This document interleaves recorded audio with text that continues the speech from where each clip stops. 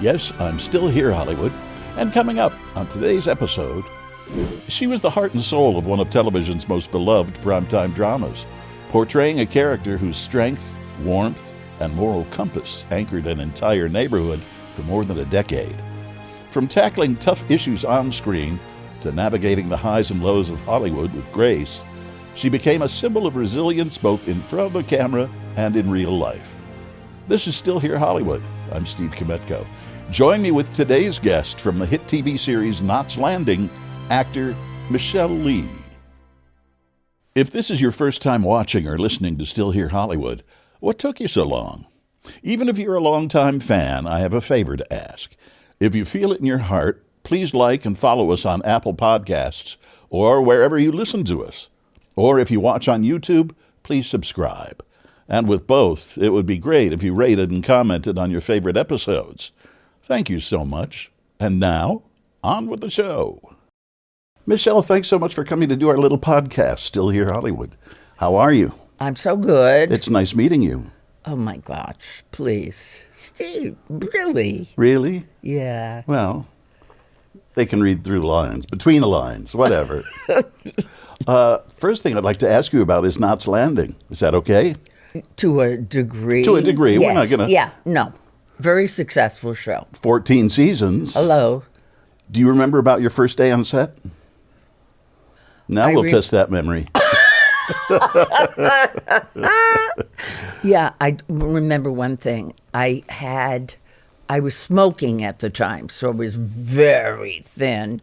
And when you see pictures of me in this wonderful bathing suit, because I was like 39 years old, and you could see my ribs, my bones, my whatever. That's what I remember about the first episode. Were you nervous, that first episode? Probably. Did you know all your lines? When I don't, make them up. Okay. Did you enjoy Knots Landing? You must have for 14 seasons. Yeah, I was on the show for 14 seasons. It gave me wonderful opportunities because I was able to produce and direct some of the things off of Knots Landing. Okay, and once you're on a show that's successful, they promise you anything, and if you ask, sometimes they give it to you. So my production company was very, very into everything at the time, and I was very serious about it. However, Knots Landing, the show, became less and less interesting to me. Originally, Knots Landing was to be Ingmar Bergman's whatever it was, with people lived their marriages, mm-hmm. and looking into the marriage and what would happen to it through the course of time. And it was wonderful. There were 3 couples at the time on the show, and I had the most fun because we were able to, and one of the reasons they loved the show anyway through all time is that we were able to do romantic comedy. We were able to do pure out comedy and drama and things that would happen in real life, if you will.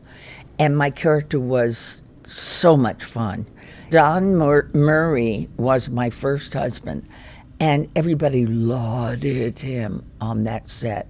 In fact, everyone called him Mr. Murray.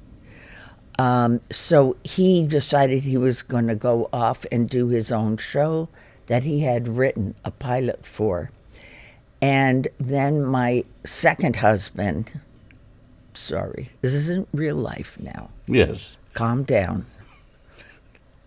My second husband was Kevin Dobson, who was a joy to work with. And I will say one of the reasons people loved our characters was because we really represented success in marriage. But they saw all the bad times, they saw the warts and all. But once we got fan mail saying, when they were fooling around with maybe having my husband cheat on me, mail that you wouldn't believe that they would never watch the show again if my husband, Mac MacKenzie, ever cheated on me.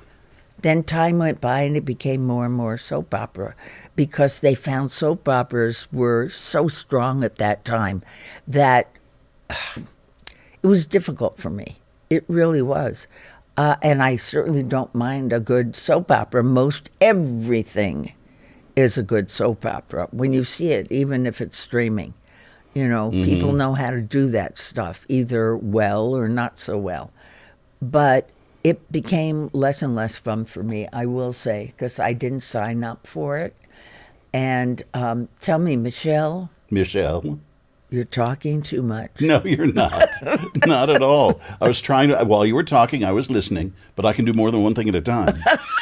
And I've heard that about you. And it's true.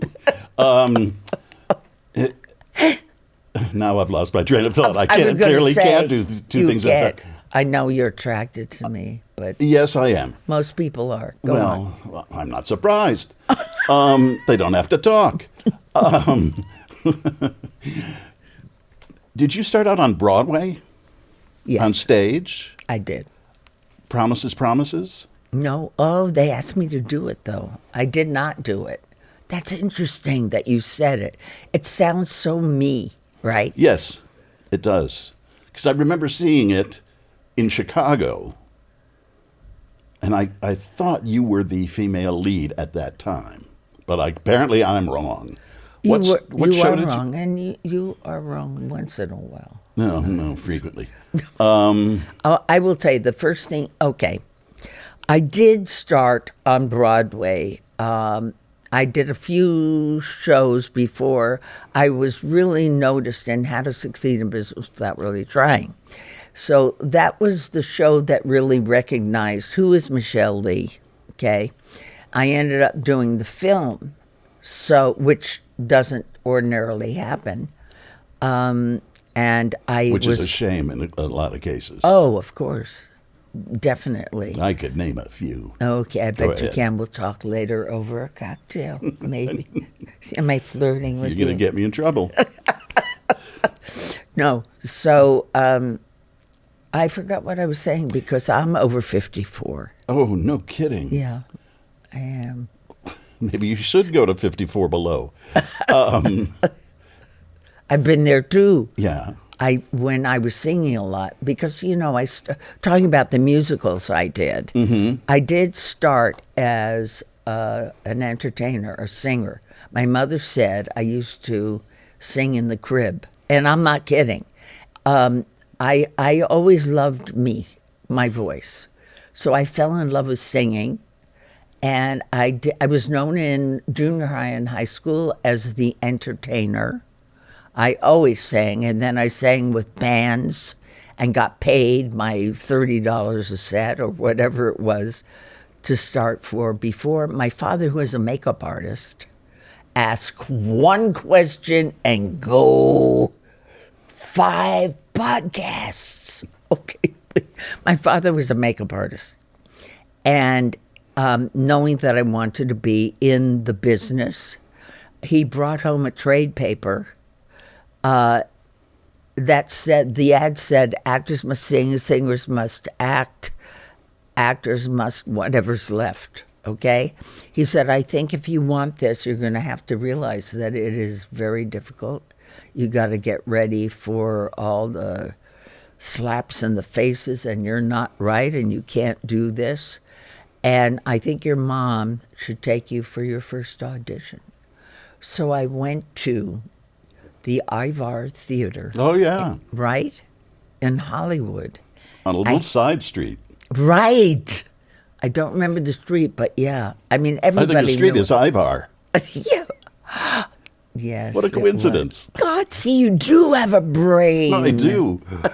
I'm not the scarecrow or anything, but I do have a brain. I have a brain. So I went, no, you look like you want to interrupt me. No. It's a wonderful little theater that... Yeah. I saw a show there that I was stunned. It was about, it was about AIDS. early on. Oh, Angels, yeah. No, it wasn't Angels. It was. Angels in America. No. Oh, well. We'll do this. Kathy Bates was in it on the Ivar stage. Kathy Bates, Bruce Davison, Richard Dreyfuss. Oh, my God. And I went to this little theater. I'm like, what are these people? These are huge people. What are they doing here? And then I saw them go next door to Michele's for pizza. Of course, we always did. Yeah. No, the reason it was so good as all small theater or any theater, off-Broadway and otherwise regional, is because we discover things there. We do. And they might need little tweaks or a rewrite, but that's where we can observe and do what should be done. It's incredible. I'm going to tell you now the end of my story. Okay, sorry, I didn't mean to interrupt. Yes, you did. You love your face. And it's cute. Thank you. No, it is. I aspire to cute. Right. I always have too, but now I'm a woman. Oh, please. Okay. Anyway, so we walk into this theater, and the show was called Vintage 1960. I was going to college. Well, I'll tell you that. Oh, okay. Anyway, I walked in, and this director was jumping on. His name was Jonathan Lucas. Oh. It was like I was Marjorie Morningstar, and he was, who's opposite Marjorie Morningstar? Throw it at us, anybody. Gene, tap dancing Gene. Gene Kelly. Thank you, in the movie, okay? And I was so in love with him the moment I saw him. He was jumping on stage and off stage, just asking the actors to do this step or whatever. And I hadn't auditioned. So I was there with my mom, falling in love with him. He had a cowboy hat and short shorts and boots. And my mom told me later, he's not going to be someone for you. That was my learning experience. But I got on stage. I put 2 feet on the center tape. And I sang, "You Make Me Feel So Young," Frank Sinatra's 1.5 choruses, and a tag. And the producers stood up to their feet and applauded me. Wow, that's all it took. Period. No, I'm serious. And then later that night, they called and they said, "You have this part." It was a review. I have this part, so I told my parents I should not maybe go to college and I should go right into the show, which I did. It ended up on Broadway. This show, it lasted only 8 nights. Hey. Right. It's 8 nights you didn't have before. But it was David Merrick who loved it and brought it to Broadway, and hence the end of the story is I became known on Broadway, and I did show after show, but first well known in How to Succeed. Subsequent to that, I'm sure the audience would love Wherever Your Camera Is. I am. Oh, hi there. I'm sure you'd like They're not as big as they used to be. They're harder to find. I know it's out there. I'm sure you all would like to hear this story. Especially, you ask one question, you're in trouble. Especially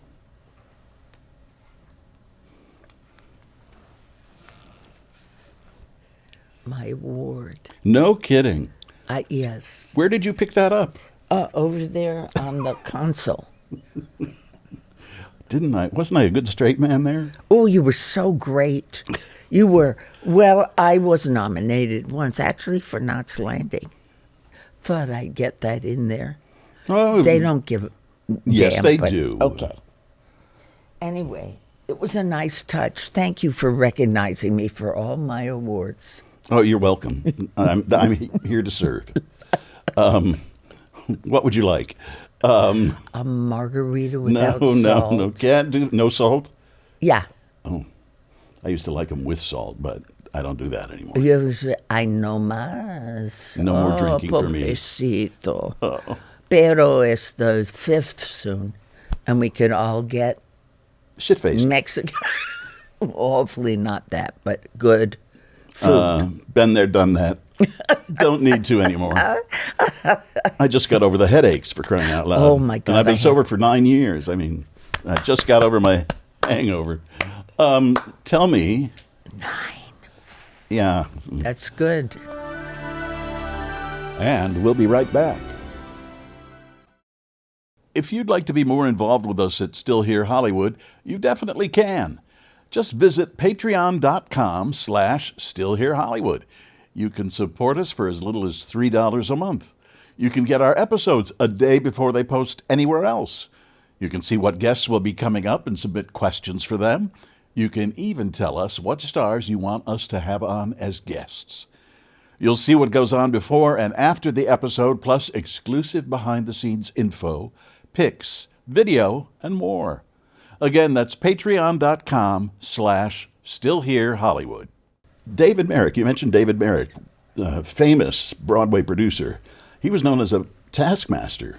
Yes, but I didn't work for him. After this show, I never worked for him again.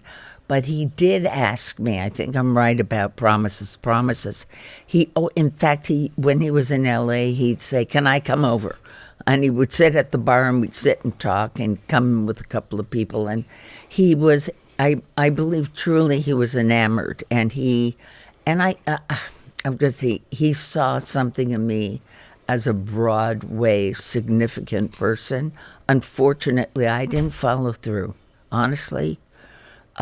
As a woman of wearing many hats, I tend to wear all those hats and then get disinterested, or I want to try another hat on. And that's what I did. But I had many successes on Broadway, and I love the theater. In particular, musicals? In particular, musicals. However, the last play that I did was Tale of the Allergist's Wife with my dear, dear, wonderful friend Charles Bush. Do you know Charles? Yes, I know Charles, and I'm going to call and tell him that you mentioned him on the podcast. Oh, I'm so happy. Oh, yes, he'll be happy, too. Oh, my gosh. I tell you, we still see each other after all these years. He contacted me through he wrote me a note or something, a very flattering note. And I contacted him, and I said, whenever you pass through Chicago. And he passed through Chicago. He called me, and I went to see him perform at a little theater that I was on the board of directors for. Which theater? It was called Pride Plays and Films. It was a gay theater company. It was, and he came and he performed for us to help raise money. Oh, that's but him. he's just a terrific guy, isn't he? And we went out for Mexican afterwards. Oh, good. We're all going out for Mexican on the 5th. Speaking of, margarita no salt. Oh, thank you. And it's No, really. Are you kidding? I can't. All of a sudden, she has a margarita in her hand. Diet Coke. George Clooney tequila in there. Is this part of his tequila? No.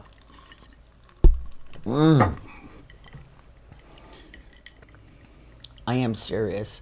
I know I'm talking way too much, but I'm having so much fun. And you do know when you know I'm going to go on We can go forever. You just sit back. Good interviewers. Shut up and listen. That be you. That'd be me. Oh my God, I am having fun. Good. Only because without this, I can't have. Oh, I'm going to put it down. Here's a taste there. No, you can keep it right there. But they know I didn't have it before. George Clooney sent his tequila over to me. Always loved his wife. What a beauty. I'm sorry.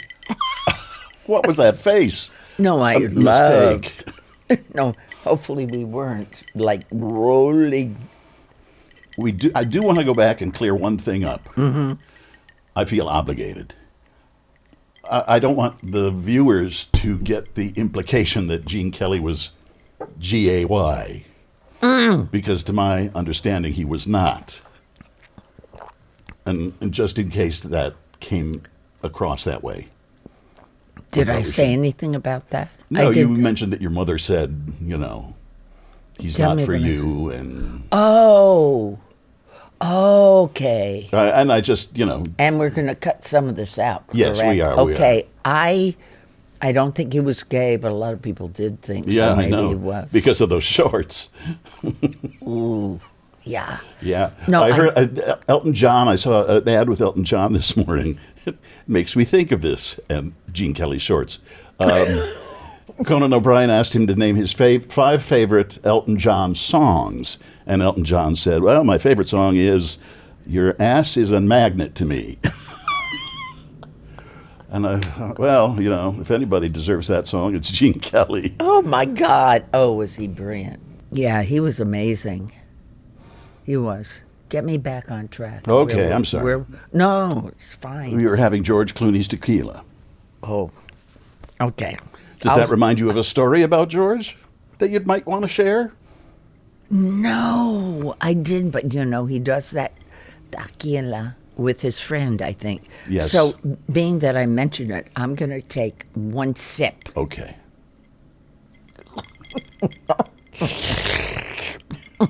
So, I'm do you gonna have tell a rating on that?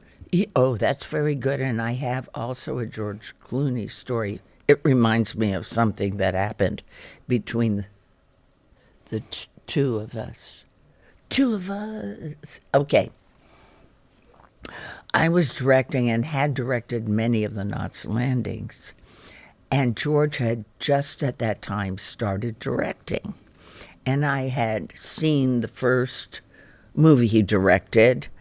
And lo and behold, I walk into the club, American Airlines, and there he is sitting there.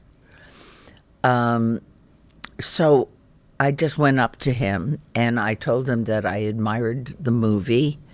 And we were on the same lot at one point of time when he was doing the early series he did. And he thanked me. The thing is that I think he felt safe with me immediately, or he never would have done what he did when we got on the plane. Don't go away. I was in, pardon me everybody, because it doesn't happen often, I was in first class, and George was in first class, and I was sitting there, and he turned back around to me. He was in the first row, which I find very uncomfortable, but he was in the first row. He looked back at me and he said, "Come on, sit here."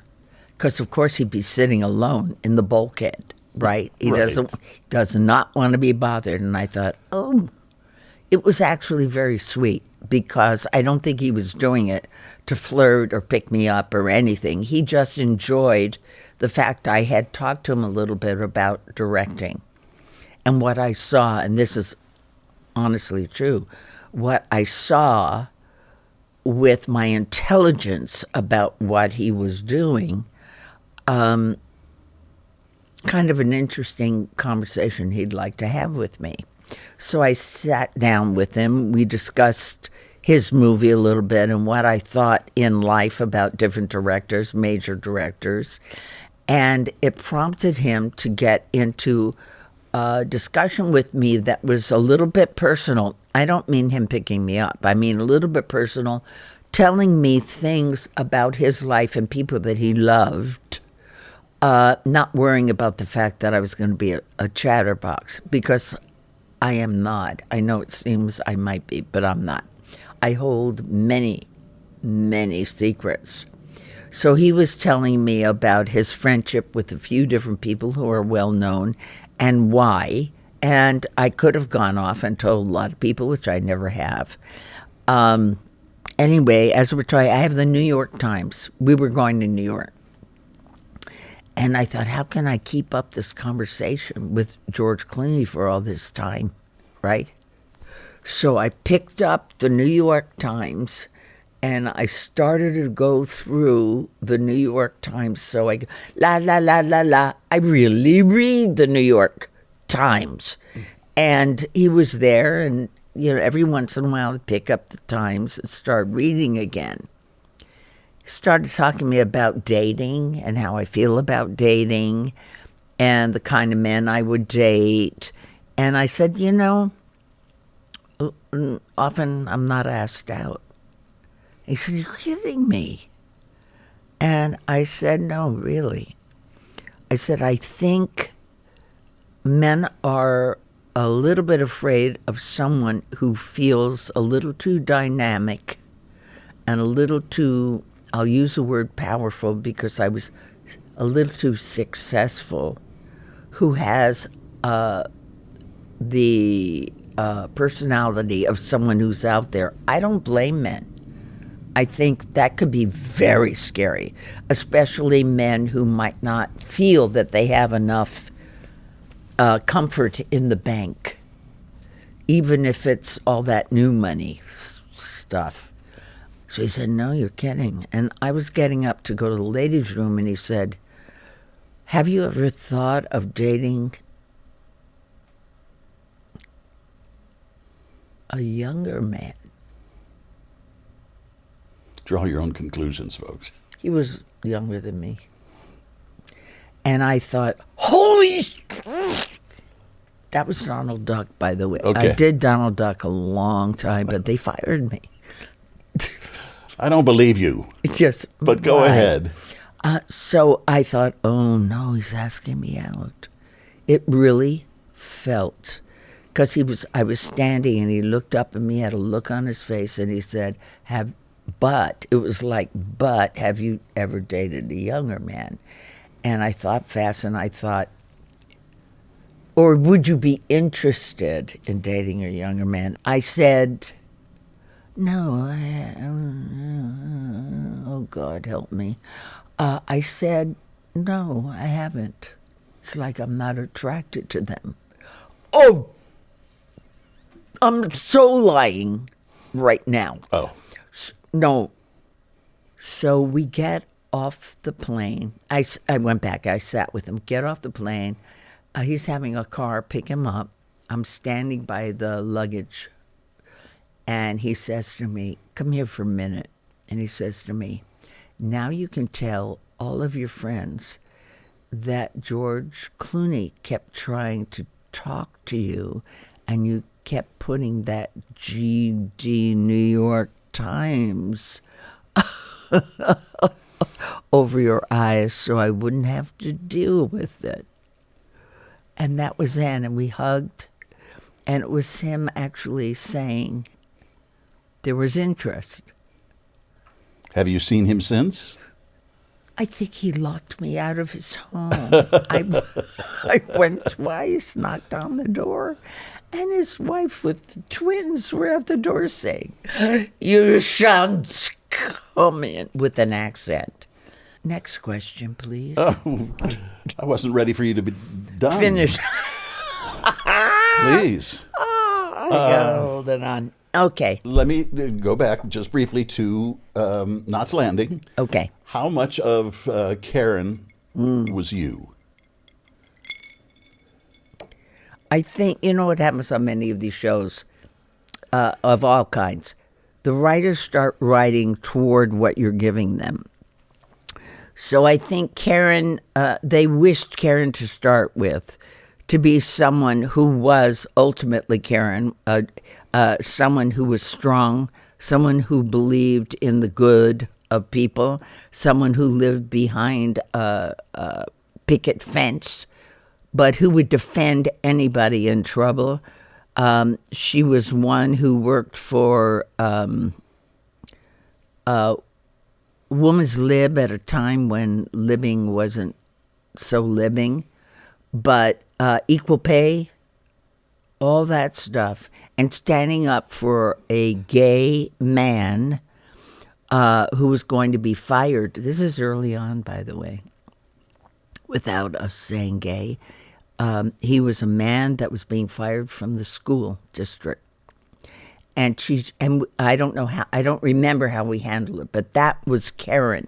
And what happened was they pick up on what you're giving them as the character, and they start writing toward the character. So there's kind of this, here comes the church. No, it's kind of this, wonderful thing that happens.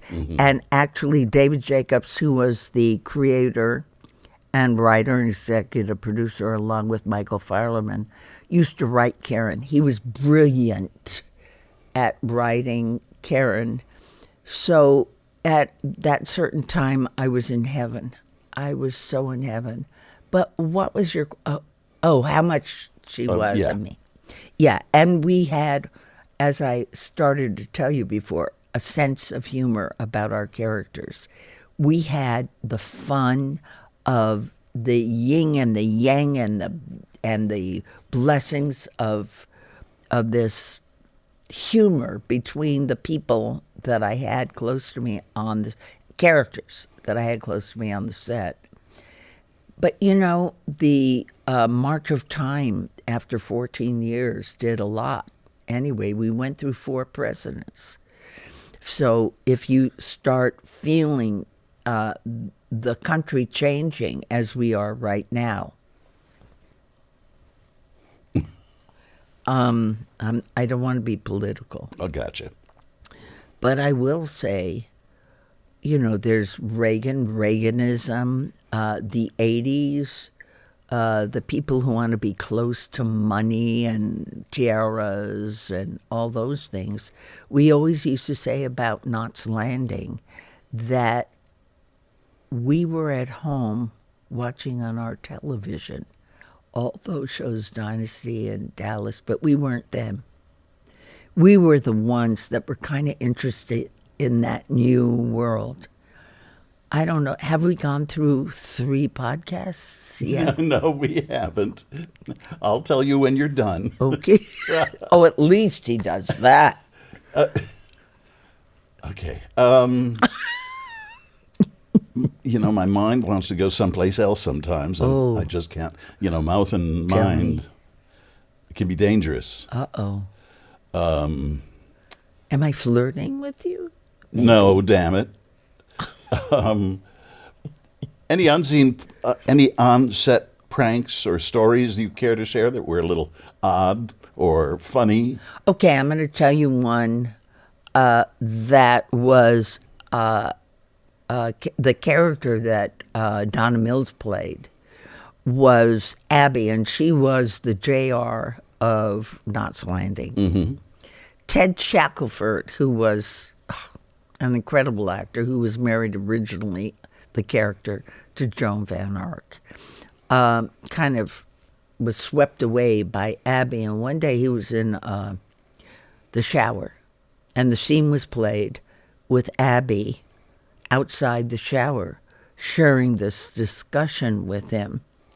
And at one point he opens the shower and comes out putting the towel around him, and they continue. So we were actually shooting. Everybody knew what was going to happen. And so what happened was Donna was ignorant as to what was going to happen, and she was talking to him in the scene, and the shower curtains opened, and he was totally top to bottom nude. Donna was purple, green, and yellow, which I always thought was a great combination. Works for the rainbow. And no, that we would do things like that all the time on one of the birthdays, and then we would record it. Oh. Okay, so we have these delicious outtakes. I'll bet. And for a long time, we wouldn't.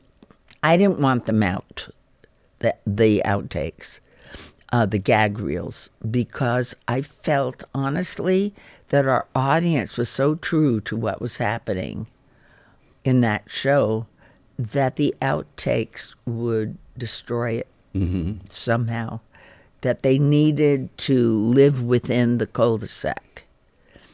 And I find that terribly interesting. Yes. Back to George. No, not back to George. Okay. He can have his own podcast if he wants. With interesting guests. We have a podcast. Yeah, tell me about that. That's one of the things I Okay. want to ask about as long as you brought it up. Yeah, we do.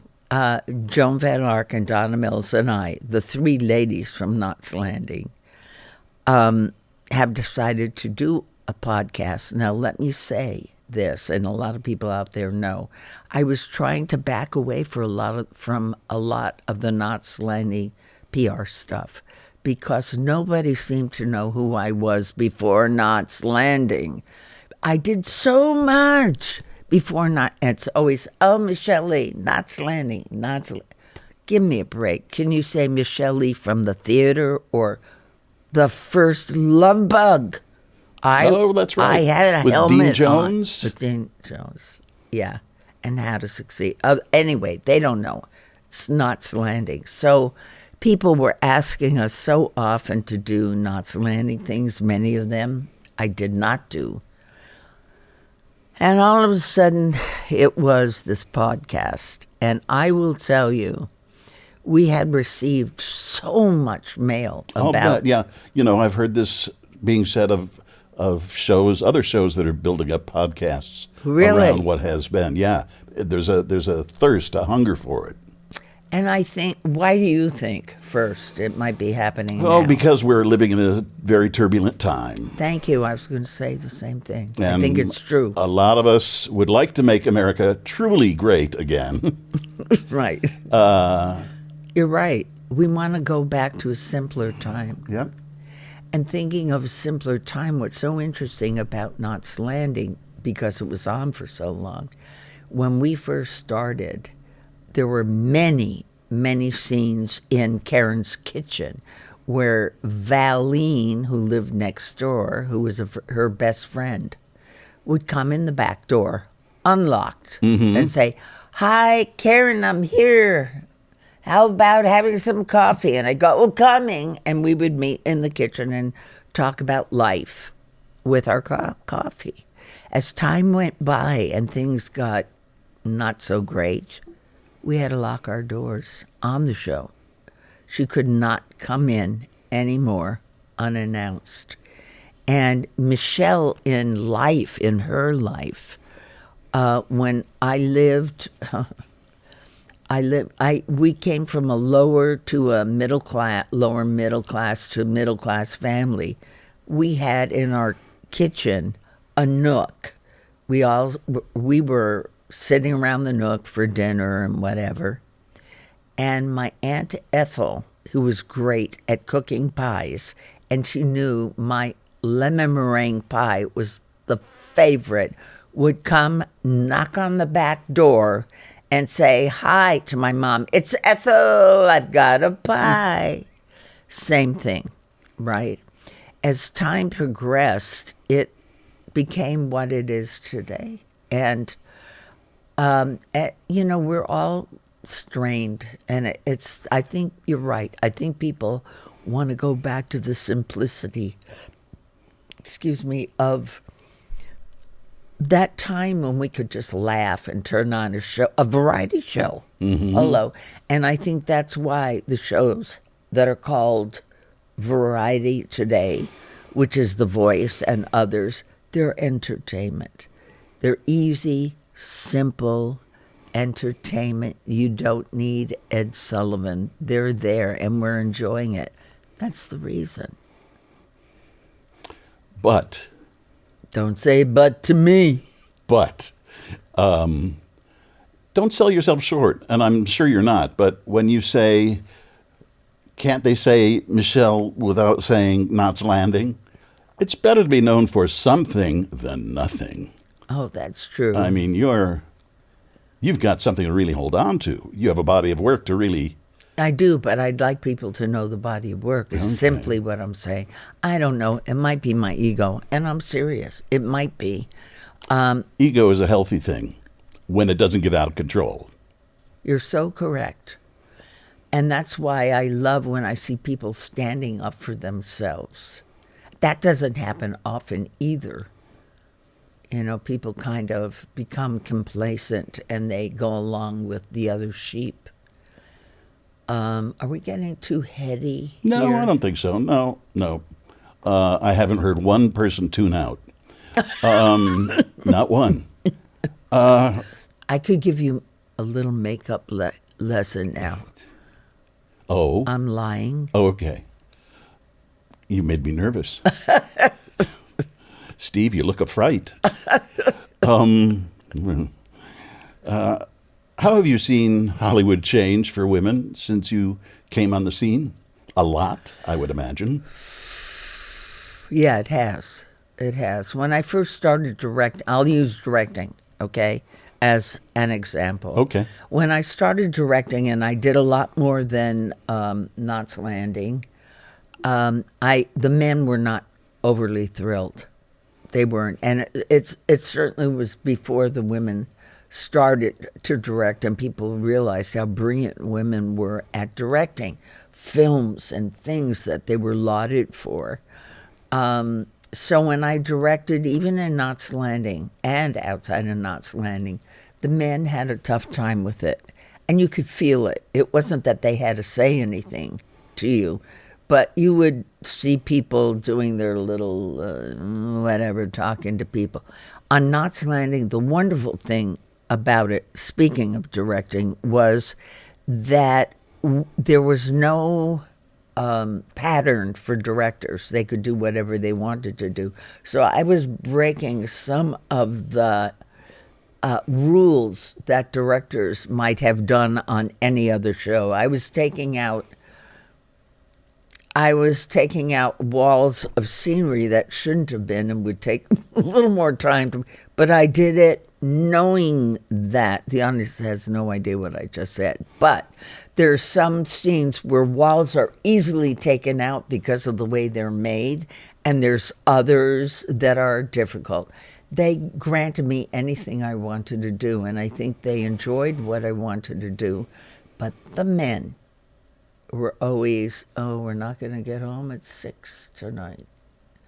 You know, I was allowed to just do it. And everywhere else. Now, today, women are given a chance in anything, whether it's stage, anything. If it's stage or film or anything, and I don't mean just directing.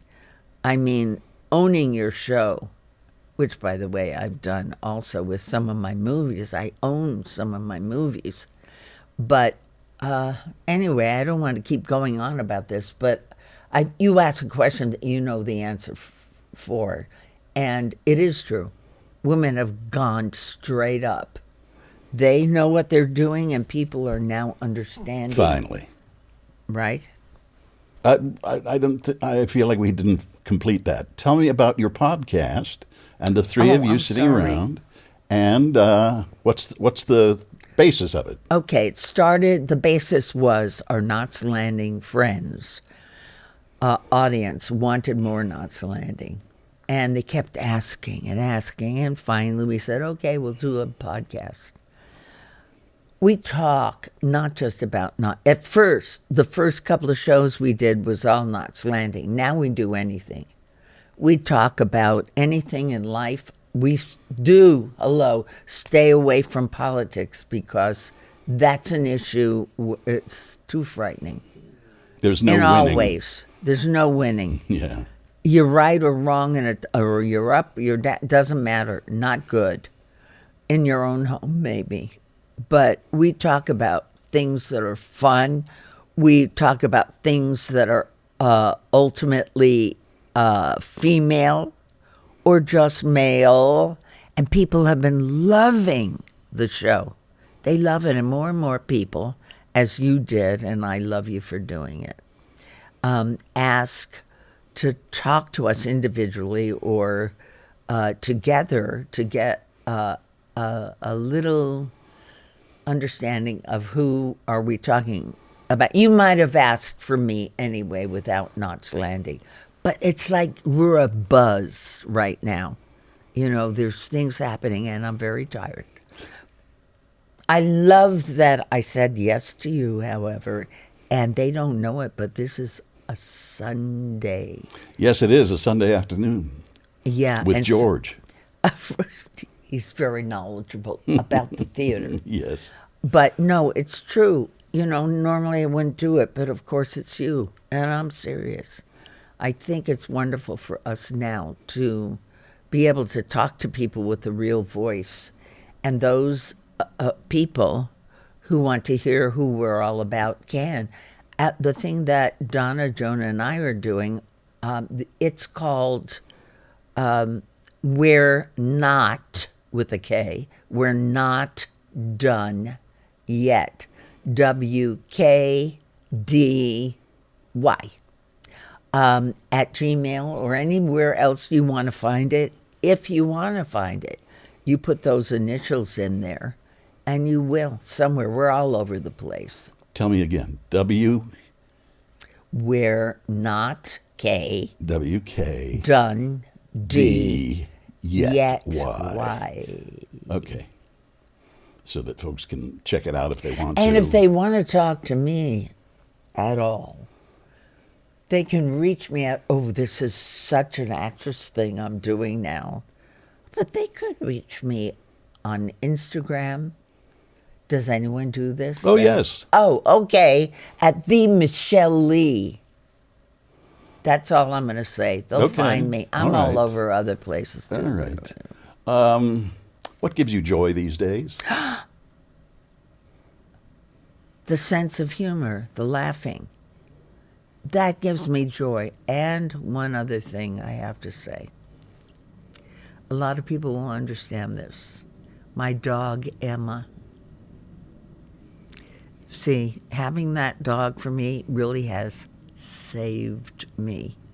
Because so often, all of us, not just for me, and I just go for the joke, we're depressed. A lot of us have been through, between that disease we walked around with, our masks and everything, and political drama that we've all been through one way or the other. It's difficult. I have Emma. And Emma, who was very pissed at me that I was walking out of that, she knew it was Sunday. Yes. She thought, wait just a minute here. What kind of a dog is Emma? She's, I was going to say cockapoo, but she's not. She's a multi-poo. Oh, a multi-poo. And she's this Cute. big. Oh, my God. When she looks at me, you are too good to be true. You're talking to a person who loves dogs. Oh, my God, honey. I have to bring, Jim bought this sweater because it's my uniform. But whenever I get here, I'm covered in white. Of course. Because the dogs on the bed go Okay. right to my clothes. And my dog sleeps with me. Do your dog or dogs sleep with? Yes. Come on, we're a group. You're part of my family. And I'm Right. serious. And when I say she saved my life, I'm alone living in the house. And I'm alone living in a house, period. I talk to this dog like she's living with me. I'll just walk around there and go, okay, honey, we're going down to the office. And to run into the office, I open doors to a patio, and I go, you want to go out? And then she scratches. You're ready to come in, honey. Okay. It's like you constantly are talking to that dog that looks at you with such love. And devotion. And devotion. Yeah. No, you know what? It should happen to everybody, whether it's a cat or a dog. I think they save our lives. And sometimes, what are the other pigs? People are doing pigs now. Okay. But we love pigs. Oh, we do? Gotcha. No, I'm not going to say that. I have friends that have pigs. Oh, okay. And I understand they're wonderful animals. It's so nice to have an animal. When you study them, you realize what life is because they know. And I'm not crazy. I'm not a crazy person. They know, they understand, and they understand what you're saying. They do. They truly do. Yeah. And then let me tell you one thing that I'm sure the audience wants to take home with them. They're probably already home. This. Oh, yeah. I thought you were making another remark. Anyway, in bed with no sound. No okay. sound. No, I play with my dog something that people would love to play with their dogs. I play something called, get ready, sniff, sniff with my dog. She understands. When I say we're going to play sniff, sniff, she's rolling over and she knows. And I don't roll over these days anymore. Okay. I didn't want to get there, but okay. Now, George, are you hearing? Anyway. I'm afraid to ask, what is she sniffing? Okay. Have we gone through everything No, we in haven't. the dictionary? No. I want 2 shows, not 1. Back with more in a moment. When you look at your remarkable journey from Broadway to prime time, what jumps out at you? What are you most proud of? There was a show I did, very difficult. It was called Seesaw on Broadway. It was adapted from Two for the Seesaw by William Gibson. And I played the lead character in it, but I had very little time to learn it. And it was out of town. It was in trouble. They asked me to come in and see it. And I did. And almost everybody in the show was let go. And Michael Bennett, who was the director, took over, and I learned the role and all of the changes that were happening daily in 2 weeks before opening on Broadway. Nobody can do that. And all the songs and some changes in songs. And I think in a way there's a whole audience, mostly gay, honestly, that know me from that show, Seesaw. Brilliant score. By Coleman, Cy Coleman. Cy Coleman yeah. and Lee Strauss. Dorothy Fields. Oh, Dorothy Fields. Yeah. And everybody loved the show. The music's incredible. And I was Tony nominated and a few other things. I won like the Drama Desk Award for Best Actor in a Play. It wasn't as known as some of the others I did, but the trauma I went through to learn that show and did learn it is something that I'm very proud of. And you? And me, I'm listening to you. I know, it's so nice to have your full attention. Oh, you do. One of the things I'd like to ask you about, you were married to the great James Ferrantino. Yeah. But you almost said Franciosa, Yes, which it was did just- happen. Yeah? Yeah, That but- happened too? No, I never did him. Okay. Sorry. You want to tell me who you did? I'd hate to think we crossed paths. No, Jim Ferrantino, who was a wonderful actor, and my child, David Ferrantino, is my one child. Happy with Mother's Jim. Day. Thank you. And guess what? What? I have my first grandchild. Congratulations. It's everything they always talk about, which you always say, well, you can't talk about your grandchild. It is. Her name is Gianna. Gianna Gigi Ferrantino, and she's 4.5 years old. And the other day I asked her what she wanted to be when she grew up, and she said, a professional hairstylist, 4.5, a chef, or a dog walker. Very seriously. She is so funny. But yeah, the interesting thing about Jim Ferrantino and me, he was the love of my life. He was. And I stayed emotionally tied to him till the day he died. And loved his wife. He was married a few times after me. And his wife, Stella, his last wife, and I became very friendly because she understood the connection. And as a matter of fact, when Jim passed away, I know it's hard for people to believe, but I was in the room in the hospital when he passed away, along with Stella and her sister. And she was in bed with Jim, Stella, just beside him, and I was on the floor holding the hand closest to me because I know this sounds funny, but I didn't want to steal focus for her. Right. And so I was down on the floor holding his hand because I had to be there when he passed away. And Emotionally for you, yeah, it was important to you. yes, it was important to me. And I'm not even sure he knew I was there, but I visited him a lot in the hospital. Was he in the hospital He a long knew that. time? It was then not so, but during the course of his life, yes. And although he had problems with drugs and alcohol, which caused him to be in the hospital more than once, he died of emphysema,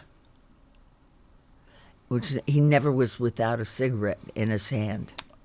I was going to say, I remember seeing him once down in Laguna Beach. He was by himself, but it was a lot of smoking. Was it in the hotel or was he? No, it was on the street. Oh yeah, constantly smoking. Yeah. You know, I used to smoke. It's a tough one. Me too. I did too. You actually gave it up? Yes, 1992. I remember because I believe that was the year when California banned smoking in public places. Oh my! I was in New York, but it was the same thing. What did they do? I quit also. Well, you know, when you're working in a newsroom and you're on a deadline, and you're trying to think of a word. Yeah, right. That helps. Yeah. It did help me to stay in shape, thin, probably not in shape. Maybe long. I should take up smoking again. I know, it was easier. Are you glad when you I quit, I would have to, if I was out for dinner, that was after dinner. You're in a restaurant, you had to smoke, and we were allowed to. Or you're on the phone. I would get up, I'd say, I'll see you in a little bit. I would go outside and walk around the block and come back, and then I was kind of okay. Now, are we on our third podcast? Yes, I think so. Okay, so I have one more story about quitting smoking. Okay, once I quit cold turkey. That was not fun. And once I went to a doctor, a female doctor, who took care of cancer patients. And what she would do with me, and I did quit with her, she allowed you to smoke for X amount of time, starting with X amount of cigarettes a day that you would start with. And then every time you saw her, she would take away cigarettes. So you were coming down from the nicotine as you would in anything you were addicted to. Okay. And I remember, and then she would record you in her studio smoking. You would light a cigarette and she would say, okay, take a deep breath in. Do you feel the burning? Do you feel it in the back of your throat? Okay. And she would consistently talk about the negatives. And then she would have you at home before you would go back to her again. Play the tape while you were smoking. Interesting, huh? At last, when I had one cigarette, oh my God. Can you imagine being a smoker and having one cigarette left? And once you do that, you're done. And so coffee and a cigarette in the morning, dinner, cigarette. So how do I make that work with one? Right? So you take a couple of puffs and you put it down. You're kidding. And my dog, but no. Put it down. I'd wait. And I would have a week. And I'd wait and I would do another one. And then I came to her and I said, you got to give me one more week. I can't. For one cigarette. You have to give me one more week. And she did. But I haven't smoked since then. I went through the American Lung Association. They were offering a quit smoking clinic at Glendale Memorial Hospital, I think it was. But I got so frustrated with the way they wanted you to quit. You know, whenever you pick up a cigarette and light it, write down what song's on the radio, what you were doing, what you're thinking of. I'm like, it's time for this. That's so how they did it. I just stopped.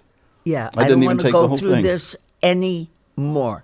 I'm not going to write. I won't have a cigarette because you're making me write this down.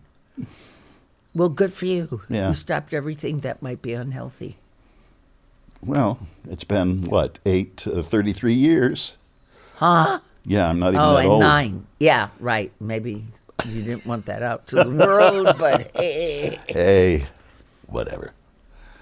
You're wonderful. And you are too. When I Richard tell Kind said we'd have a blast with you. That you were a great, and he meant this in the best possible way, a great broad. There you go. You said it first. Yeah, he just sang your praises. No, that's right. I had so much fun. Oh, so did I. did. You know, it's difficult with all people to have that much fun. You passed. Oh, thank you. That's a relief. Oh. So did you. Oh, thank you. I really enjoyed it. I was looking forward to talking to you so much today because Tommy over here, she may have said something to you. She asked me. She's trying to getting into the business and around the business, and her mother's in the business, and so she was asking me, "Who are you looking forward to interviewing today?" And I said, Michele Lee, without a doubt, Michele Lee. Even though we did Richard this morning, and he was great. But I said, great. Michele Lee's been around a long time. I'm certain she has great stories. And I just, when I've seen her on interviews, she's just so engaging. Are we on the air? Well, we're not on the air, but it's, I mean, air. We're still rolling. Yeah. Is what I'm saying. Okay, then I can't say what I was going okay. Weren't you a favorite guest of Johnny Carson's? Didn't he used to have you No, on? not favorite, but I did a few times. And, I think we did work together once. I think or not. We've But already talked everybody about your knew you. memory and mine. Right. No, everybody knew you, but I thought maybe you...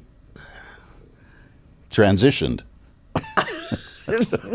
Right. No, it didn't do that. No, I thought, and I could be totally wrong, I thought maybe you said on the air that you liked one of the movies I did, or not, and thought...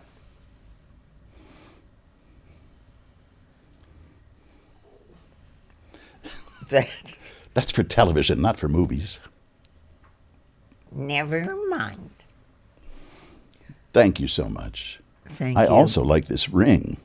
Oh, it's cute, right? And if anybody gets fresh, you can haul off and slug them. Yeah. What stone is that? Do you know? An orange brownstone. There you go. I've always wanted an orange brownstone. In New York, however. Oh. Brownstone. Not groundstone. Brownstone. It's right. Oh, okay. Thank you, Michele. Thank you so much. You can finish your drink. I don't want it now. Oh, It was good for a joke. okay.